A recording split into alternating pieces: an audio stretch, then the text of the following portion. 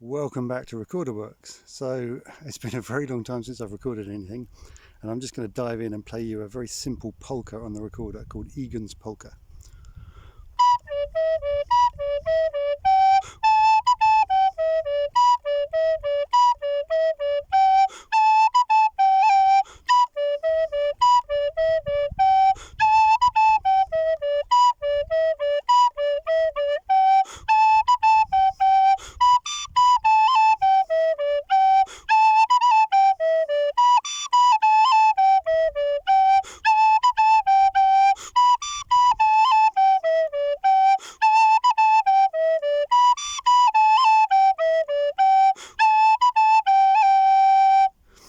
Okay, so it's quite a simple tune. The range of notes is really just from the bottom D to the high D, and it's in the key of G.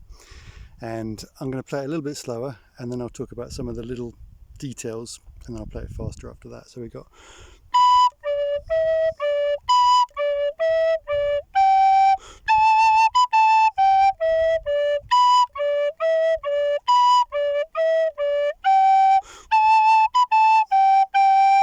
And then that's what we call the A part, and we repeat that.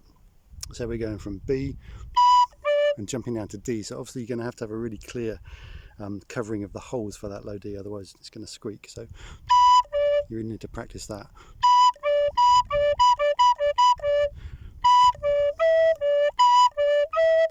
Then up to the G.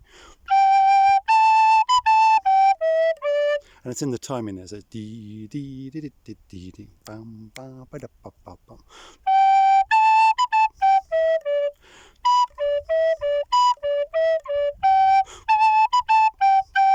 And there's two G's on the end there. You can separate them with a tongue articulation or with a little cut.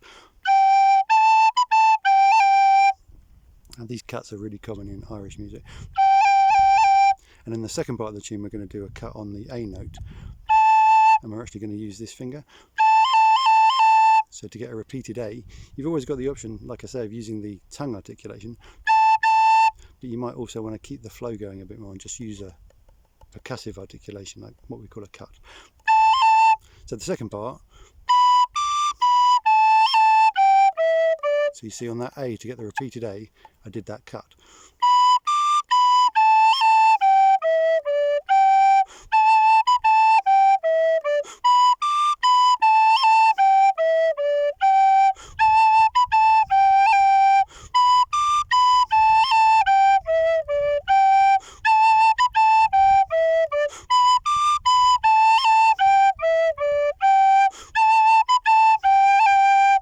Okay, so I'm doing cuts on the G, cuts on the A, different fingers. So on the G I'm using the third finger for the cut, and on the A I'm using this index finger for the cut. And traditionally in Irish music you generally use the index finger for, certainly for A and B, possibly on the G, but I prefer using the third finger for that G. So this is kind of hybrid. You take kind of tin whistle technique. It doesn't all work on the recorder, but the recorder is good for Irish music and it's good for other stuff as well, whereas the tin whistle is not so good for other stuff because the scale is more limited, or the available scales are more limited. So let's just do the whole tune a bit faster.